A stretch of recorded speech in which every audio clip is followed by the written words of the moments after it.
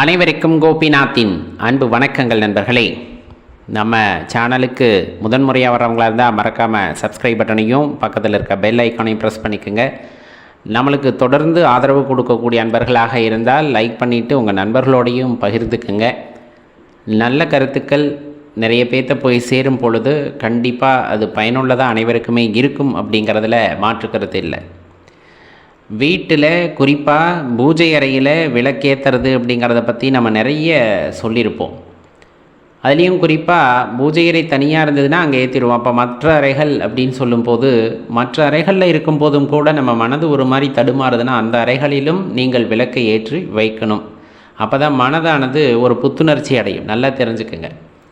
இது தெய்வ வழிபாடு மட்டுமல்லாது நம் உள்ளுணர்வு சம்பந்தப்பட்ட விஷயம் விளக்கேற்றுவது அப்படின்னு சொல்லக்கூடிய அதை பார்க்கும் போதே மனதிற்கு ஒரு அமைதி உண்டாகும். தொடர்ந்து விளக்கறியறத ஒரு நிமிஷம் பார்த்துக்கிட்டு இருந்தீங்கன்னா மனசில் இருக்க எல்லா கவலையும் போயிடும். அப்படியே புத்துணர்வு அடைந்தது போல் ஒரு உணர்வு ஏற்படும். அப்படிப்பட்ட தன்மையுள்ள விளக்கை ஏற்றும் பொழுது என்னென்ன விஷயத்தை கவனித்து செய்ய வேண்டும் அப்படின்னா, விளக்கு ஏற்றுறீங்கன்னா அப்படியே தந்தரையில் நேராக விளக்க வைக்கக்கூடாது. எல்லாத்துக்குமே உண்டானது தான். இப்போ நம்ம குத்து விளக்கு ஏற்றினா கூட கீழே ஒரு விரிப்பு அப்படிங்கிறது அல்லது வாழை இலை ஏதேனும் ஒன்று வைத்து அதன் மீது நீங்கள் விளக்கை வைப்பது தான் உத்தமம். இப்போ அதே அகல் விளக்கு ஏற்றுறோம், காமாட்சி அம்மன் விளக்கு ஏற்றுறோம், எதுவாக இருந்தாலும் சரி அதற்கு ஒரு தட்டு பித்தளையிலேயோ அல்லது செம்புலையோ ஒரு தட்டு இருந்ததுன்னா அதை வைத்து அதன் மீது நீங்கள் எந்த விளக்காக இருந்தாலும் வைத்து ஏற்றலாம். நேராக தந்தரையில் தயவு செய்து வைக்க வேண்டாம். சில பேர் என்ன பண்ணுவாங்கன்னா கோலம் போட்டு அதுக்கு மேலே தட்டு வச்சு ஏற்றுவாங்க. சில பேர் மரத்தில் முக்காலி மாதிரி சின்னதாக இருக்கும் அது வாங்கி வச்சு ஏற்றுவாங்க. அதெல்லாம் மிக சரியான விஷயம். இப்போ அதுலேயும் மஞ்சள் குங்குமம் வச்சுருக்கணும். அந்த முக்காலியாக இருந்தாலும் சரி எந்த பொருளாக இருந்தாலும் சரி மஞ்சள் குங்குமம் வச்சு ஏற்றணும். விளக்கு ஏற்றுறீங்கனாவே நல்லா தெரிஞ்சுக்குங்க, விளக்கு மகாலட்சுமி அம்சம் உடையது. அதனால் 2 பூ கண்டிப்பாக இருக்கணும். பூ வச்சுட்டு அப்புறமா விளக்கு ஏற்றுங்க. விளக்கு பார்க்குறதுக்கு ரொம்ப மொட்டையான்னு இருக்கக்கூடாது. நல்லா சுத்தமாக தான் இருக்கணும். விளக்கு ஏற்றுறீங்கன்னா வாரத்துக்கு ஒரு தடவை தான் சுத்தம் பண்ணுவேன், முடிஞ்சால் மாதத்துக்கு ஒரு தடவை தான் சுத்தம் பண்ணுவேன்னா தயவு செய்து அப்படி விளக்கை ஏற்றாதீர்கள். அவ்வளவு அசுத்தமாக விளக்கை ஏற்றக்கூடாது. சுத்தம் அப்படிங்கிற ஒரு வார்த்தை நம்ம மனசில் எப்போவுமே தெளிவாக இருக்கணும். விளக்கை தினசரி சுத்தப்படுத்தலாமா? தூய்மைப்படுத்தலாம், ரொம்ப நல்லது. சுத்தமான இடத்தில் தான் லக்ஷ்மி தேவி வாசம் செய்வார்கள். சுத்தம் செய்துவிட்டு புது திரி போட்டு ஏற்றலாம். சில பேர் தினம் புது திரி போட்டு ஏற்றினா என்ன ஆகிறது அப்படின்னு கேட்பாங்க. தெளிவாக தெரிஞ்சுக்கோங்க, நம்ம செய்கிற செலவுகளில் திரி அவ்வளோ ஒன்றும் பெரிய விலை எடுக்க போவது இல்லை. நம்ம நினச்சோம் அப்படின்னா பஞ்சு வாங்கி திரியாக திரித்து போடலாம், சின்ன சின்ன திரியாக திரித்து போடலாம். அதனால் தினம் சுத்தம் செய்து அதில் புது திரி போட்டு எண்ணெயோ நெய்யோ விட்டு விளக்கேற்றுவது அப்படிங்கிறது ரொம்ப சிறப்பான விஷயம். செய்து பாருங்கள், மன மகிழ்ச்சி உண்டாகும். குடும்பத்திலே ஒரு இன்பமயமான சூழ்நிலையானது உங்களை சுற்றி உருவாகியிருக்கும். ரொம்ப முக்கியம். சில பேர் இந்த 3 எண்ணெயை கலந்து ஏற்றுறேன், 5 எண்ணெயை கலந்து ஏற்றுறேன் அப்படிங்கிற மாதிரிலாம் பண்ணுவாங்க. தயவுசெய்து வீடுகளில் அதை பண்ணாதீங்க. ஒன்று சுத்தமான நெய்யில் ஏற்றுங்க, இல்லையா நல்ல நெய்யில் விளக்கேற்றுங்க. வேறு எந்த எண்ணெயும் நீங்கள் பயன்படுத்த வேண்டாம் வீட்டை பொறுத்தளவு. சில பேர் இழுப்ப எண்ணெய் அப்படிங்கிறத பயன்படுத்துவாங்க. வீடுகளில் எதையும் பயன்படுத்த வேண்டாம். சுத்தமான நெய் இல்லை, அவ்வளவு செலவு செய்ய முடியலன்னா சுத்தமான நல்லெண்ணெய் வாங்கி வீட்டில் விளக்கேற்றுங்க, அதுவே போதுமானது. திரியை பொறுத்தளவு பருத்தி பஞ்சு திரி போதுமானது.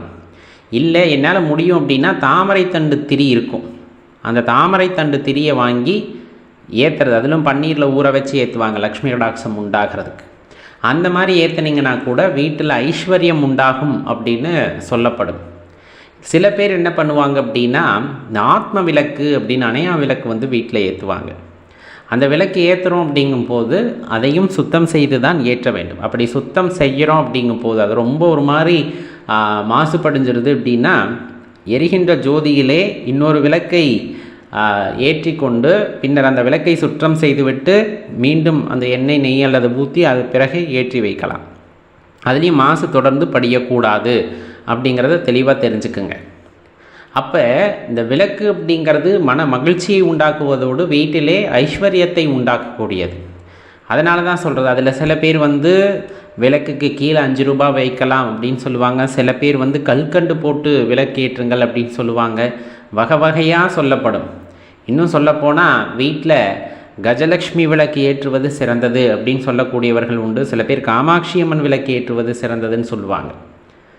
விளக்கிலே இறைவனை ஸ்தாபனம் செய்கின்றோம்.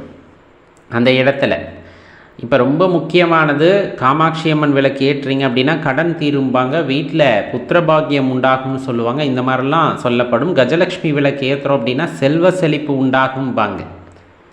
இப்போ பின்புறத்தில் நம்ம காமாட்சி அம்மனோட உருவம் இருந்தாலோ கஜலக்ஷ்மி அம்மன் உருவம் இருந்தாலோ தான் அந்த இடத்துல லக்ஷ்மியோ காமாட்சி அம்மனோ ஆவாகனம் ஆவார்கள் என்றில்லை. அந்த ஜோதியிலே நீங்கள் வேண்டுகோள் விடுக்கின்ற தெய்வமாகப்பட்டவர்கள் அந்த இடத்துல ஆவாகனமாகி உங்களுக்கு அருள் தருவார்கள். அப்போ நீங்கள் வீட்டில் அகல் விளக்கு ஏற்றி, அகல் விளக்கில் அம்மா மகாலட்சுமி இந்த தீபத்தில் நீங்கள் ஆவாகனமாய் அருள் புரியணும்னு வேண்டி கேட்டிங்கன்னா அந்த தீபத்தில் அம்மா எழுந்தருள்வார்கள், அருள் புரிவார்கள். அம்மா வாராகி இந்த தீபத்திலே நீ எழுந்தருள வேண்டும்னு கேட்டால் வாராகி தேவி அந்த இடத்துல எழுந்தருளி அருள் புரிவார்கள். அப்போ கஜலக்ஷ்மி விளக்கு தான் ஏற்றணும், காமாட்சி அம்மன் விளக்கு தான் ஏற்றணும் அப்படிங்கிற வேறுபாடு கிடையாது. நம்மக்கிட்ட எந்த விளக்கு இருக்கோ அந்த விளக்கை வீட்டில் தாராளமாக ஏற்றலாம். இன்னொன்று, அந்த மண் விளக்கு, வெள்ளி விளக்கு, பித்தளை விளக்கு, இன்னும் சொல்லப்போனால் இரும்புலாம் விளக்கு இருக்குது. இரும்பு விளக்கு சனீஸ்வர பகவானோட தோஷத்தை நீக்கிறதுக்காக மட்டும்தான் பயன்படுத்தணும். மற்றபடி வீட்டில எல்லாம் ஏற்றக்கூடாது அப்படின்னே சொல்லுவாங்க. அதே போல் வெள்ளி விளக்கு நம்மால் முடிகிறது அப்படின்னா வெள்ளி விளக்கு, ஆனால் அனைவராலும் ஏற்ற முடியும் அப்படின்னா அது நம்ம சொல்லக்கூடிய சிட்டிகை அப்படின்னு சொல்லக்கூடிய விளக்கு, மண் விளக்கு, அகல் விளக்கு அப்படிங்கிறது. அதில் ஏற்றலாமா? தாராளமாக ஏற்றலாம். சந்தன குங்குமம் வச்சு நல்லா சுத்தப்படுத்திட்டு அதுக்கப்புறமா எண்ணெய் ஊற்றி திரி போட்டு நீங்கள் விளக்கு ஏற்றி வைக்கலாம். வீட்டில் ஒன்று ஏற்றுறதுக்கு பதிலாக துணை விளக்கோடு சேர்த்து 2 விளக்குகளை ஏற்றுவது ரொம்ப சிறப்பாக இருக்கும். இல்லை எங்கள் வீட்டில் நிறைய விளக்கு இருக்குது, நாங்கள் அந்த எண்ணெய் நெய்யெல்லாம் நிறைய வச்சுருக்கோம், தாராளமாக பூஜை அறை முழுவதும் விளக்கு ஏற்றலாம். ஆத்ம விளக்கு 1, கஜலக்ஷ்மி விளக்கு 1, அகல் விளக்கு 1, குத்து விளக்கு 1 தாராளமாக ஏற்றலாம். ஏன்னா எந்த இடத்தில் வெளிச்சம் ஒளி குடி கொண்டிருக்கிறதோ அந்த இடத்துல எந்த தீமைகளும் அண்டுவதில்லை, துர்சக்திகளும் அணுகுவதில்லை. அப்போ வீட்டில் வெளிச்சம் உண்டாகிறது அப்படிங்கும்போது அங்கே லக்ஷ்மி கடாட்சம் கூடவே உண்டாகி விடுகிறது. அது மிகவும் அற்புதமானதாகவும் இருக்கும். அதனால் நீங்கள் விளக்கேற்றும் பொழுது இதையெல்லாம் கவனத்திலே கொள்ள வேண்டும் அப்படிங்கிறத தெரிஞ்சுக்குங்க. திரியை அடிக்கடி மாற்றிடணும். திரி ஏற்றினதுக்கப்புறமா கையால் தூண்டக்கூடாது.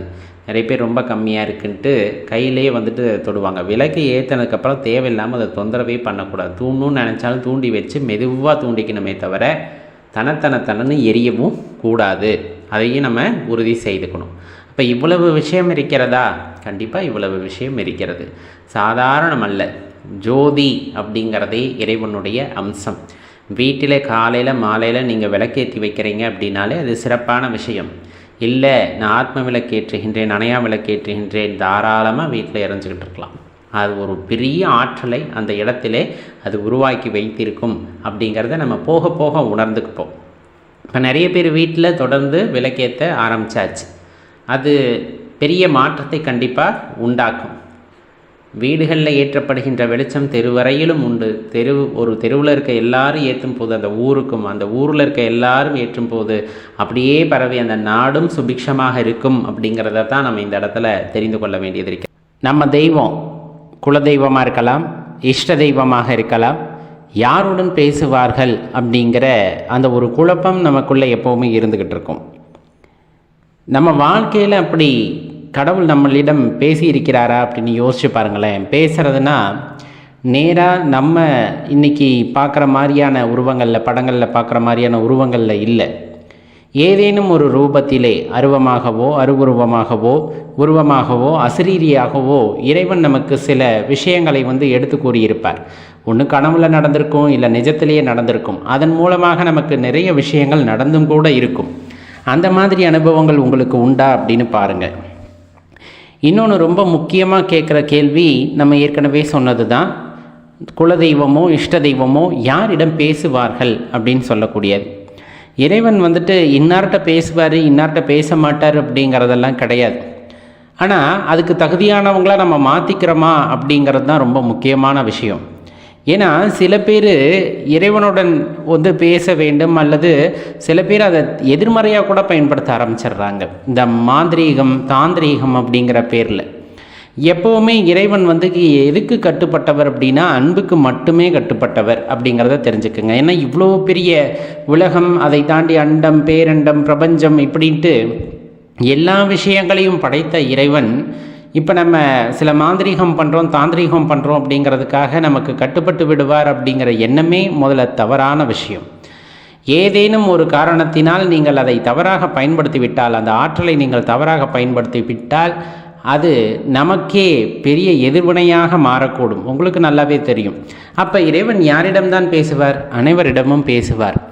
அன்பாக வெகுளியாக இருப்பவர்களிடம், பிறர் மீது வந்துட்டு பொறாமை இல்லை, வஞ்சனை இல்லை, கோபம் இல்லை, ஒருத்தர் அழிஞ்சு போகணுங்கிற எண்ணம் கிடையாது, தான் உண்டு தான் வேலை உண்டு, இறைவனின் மீது பக்தி செலுத்தி கொண்டு தனது வாழ்க்கையை நகர்த்துகின்ற யாராக இருந்தாலும் அவர்களுடன் இறைவன் தொடர்பு கொள்வார். அவர்களுடன் குலதெய்வம் பேசுவார்கள். ஏன்னா இப்போ இஷ்ட தெய்வம் அப்படிங்கிறத கூட ஒரு பெரிய கட்டம் அப்படின்ட்டு போவானா, குலதெய்வம் அப்படிங்கிறது நம்ம குலத்திற்கு மட்டுமே உண்டான தெய்வம். அவங்க பார்த்திங்க அப்படின்னா எல்லாத்தையும் குழந்தைகளாக பாவிப்பாங்க, தன்னோட குழந்தைகளாக பாவிப்பாங்க. இஷ்ட தெய்வமும் அப்படித்தான் இருந்தாலும் குலதெய்வம் அப்படிங்கிறது பார்த்திங்க அப்படின்னா தன்னோட குலத்தை காக்கக்கூடிய பொறுப்பை பெற்றவர்களாதலால் எல்லா குழந்தைகிட்டையுமே சரிசமமான அன்பு பாசத்துடன் இருப்பார்கள். சில பேர் பணக்காரங்களாக இருக்கலாம், சில பேர் ஏழையாக இருக்கலாம், சில பேர் வறுமையில் ரொம்ப வாடலாம். எப்படிப்பட்ட சூழ்நிலை, அவரவர் கர்மாக்கு ஏற்றவாறு எப்படிப்பட்ட சூழ்நிலையாக இருந்தாலும் அவர்களை விட்டு நீங்காமல் இருப்பார்கள். எப்போ அப்படின்னா உண்மையாகவே மனதில் தூய்மை சத்தியத்தின் வழி நடக்கிறார்கள் அப்படின்னா எவ்வளவு கஷ்ட காலமாக இருந்தாலும் அவர்களுக்கு உறுதுணையாக இருந்து அந்த கஷ்ட காலத்தை கடப்பதற்கு அந்த குலதெய்வமாகப்பட்டவர்கள் உதவுவார்கள். இப்போ நம்ம அதே இஷ்ட தெய்வம் அப்படின்னு எடுத்துக்கிட்டாலும் அதே தான். சில பேர்த்துக்கு குலதெய்வம் தெரியாது, அதனால் நான் இஷ்ட தெய்வத்தை தான் குலதெய்வமாகவே வழிபடுறேன் அப்படிங்கிறவங்க கூட இருப்பாங்க. நீங்கள் எப்படி உருவகப்படுத்தினாலும் இறைவன் ஒருவர் தான். நீங்கள் குலதெய்வமாக பார்த்தாலும் சரி, இஷ்ட தெய்வமாக பார்த்தாலும் சரி, இறைவன் ஒருவர் தான். இறைவனின் மீது அன்பு, பிறரின் மீது அன்பு வைக்கக்கூடிய தகுதி படைத்தவர்களிடம் இறைவன் பேசுவார். ஏதேனும் ஒரு விதத்தில் அசரீரியாக கூட நம்மக்கிட்ட பேசிடுவார்னா வச்சுக்கோங்களேன். ஏதாச்சும் ஒரு விஷயத்த சொல்லணுன்னா, இல்லை உங்களால் அதை புரிஞ்சுக்க முடியல அப்படின்னா கனவு வழியாக வந்து சில விஷயங்களை நமக்கு எடுத்து கூறிவிடுவார். அப்போ அந்த மனசு இருக்குது அப்படின்னா கண்டிப்பாக இறைவன் நம்மிடம் பேசுவார் அப்படிங்கிறத தெரிந்து கொள்ளுங்கள். உண்மையான மனசு, தூய்மையான மனசு, அன்பு நிறைந்த மனது, வெகுளித்தனமான மனது, இந்த மாந்திரம், இந்த மாந்திரீகம் தாந்திரீகம்னு போகாமல் நம்ம உண்மையான அன்பை மட்டுமே காட்டுறோம் அப்படிங்கும்போது கண்டிப்பாக இறைவன் நம்மிடம் பேசுவார், அவர்களிடம் இறைவன் பேசுவார் அப்படிங்கிறத தெரிஞ்சுக்கோங்க. நன்றி, வணக்கம்.